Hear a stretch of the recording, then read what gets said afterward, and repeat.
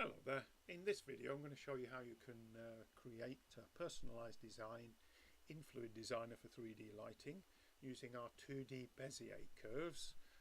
So we're going to recreate the lampshade shown in the top left hand corner there with the mouse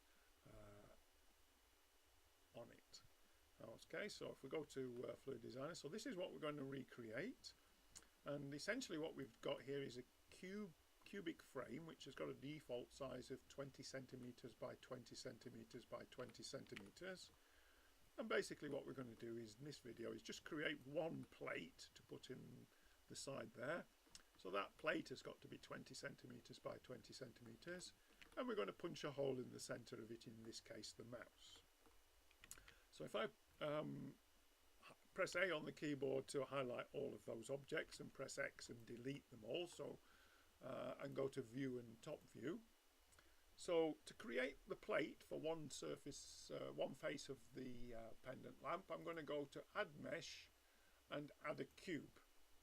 And if I press N on the keyboard and open up the properties panel, what I need to do is to change the dimensions of this cube to 20 centimeters by 20 centimeters by 1 millimeter.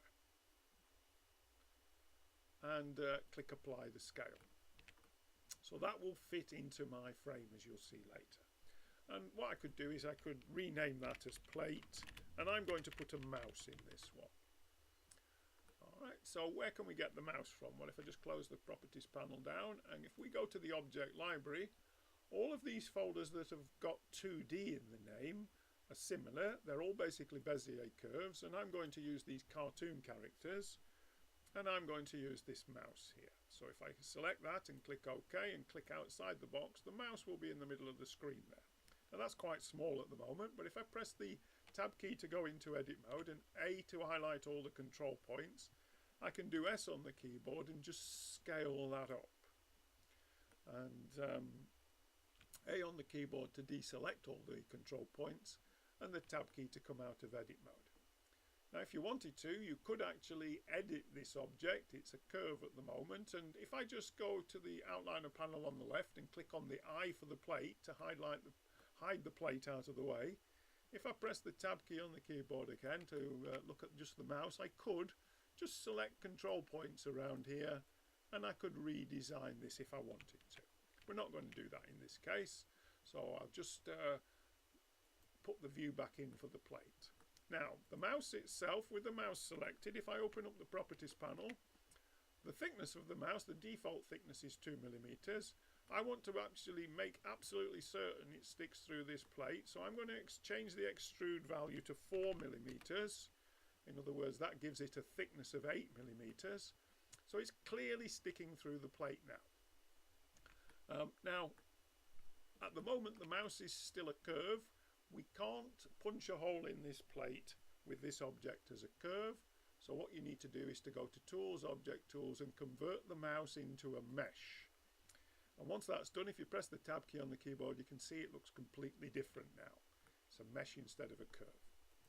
Now if I highlight the plate and press the Tab key to go into edit mode, the plate has just got a face at the top, a face at the bottom, and a face on each side. Punching the hole in doesn't work very well with that, so what you need to do is to press W on the keyboard and do Subdivide, and I would recommend doing this 6 times, and as you can see, we're increasing the number of faces that we've got there, the number of vertices as well. So 8 on the keyboard to deselect all of those points, and Tab key to come out of edit mode. Now at this stage we're ready to kind of punch the hole in the plate, so if I press the N key on the keyboard to open up the modifiers, so with the plate selected, if I go to modifier and add modifier, and what I want to do is to use a Boolean modifier.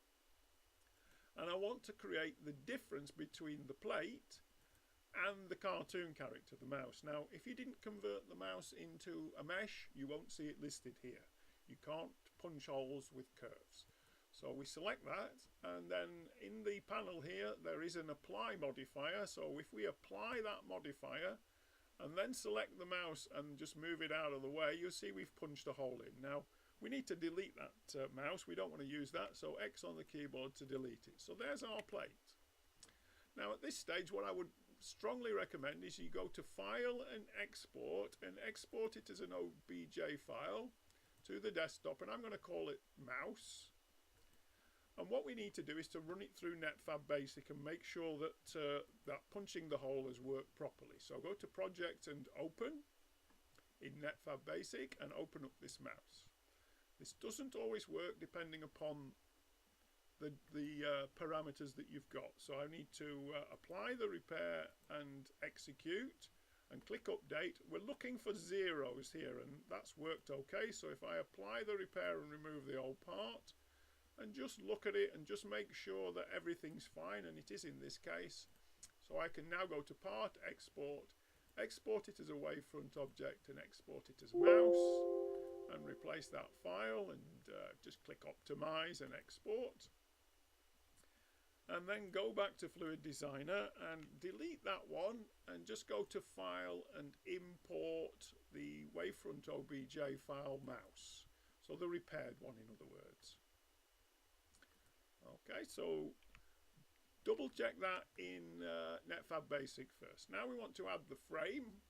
So if we go to Object Library and go to Lighting Frame, as I mentioned earlier, we're going to use the cube frame, which is 20 centimeters by 20 centimeters by 20 centimeters. So we select that one and click OK.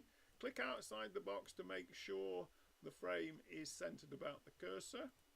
Now if we highlight that plate there, I'm going to put it on the front as I'm looking at the moment. So the way to do that is to rotate it. It's R on the keyboard, X on the keyboard, and 90 degrees. That'll rotate it about the X-axis 90 degrees. And if I just go to View and Top View, what I need to do is to just pull that down there and just zoom in and put it there, center it there. So just the center mouse button to scroll it in. Now obviously we would need to put panels on 3 of the other faces there, but I'm not going to do that in this case. It's basically the same procedure, but to complete this as a lampshade, what we could do is to go to 3D templates, lighting frames, and we need a support ring at the top, which will allow us to put, in this case I'm going to assume that we've got an 8mm cable here, so I'm going to select that object and click outside the box, and it's just now a case of building up the top here. So sorry, I need to go to View and Front, just zoom in and make sure this support plate is in the center there. And I just need to add some support flaps, so go to Object Library and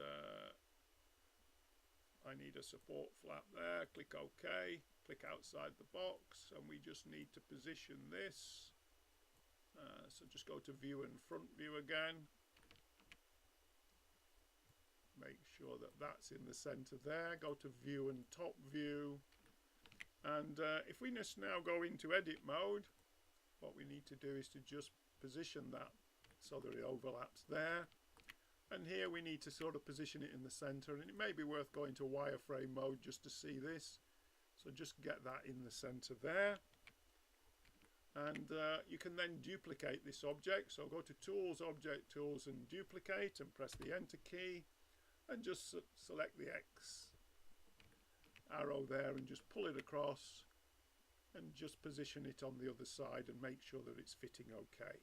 And then we can go out of wireframe back into material mode again. So that's it. So that's our finished object essentially. We just export that as an OBJ file, run it through Netfabb Basic, and you've then got your pendant lamp personalized, in this instance using these Bezier curves. Okay, so thank you for watching.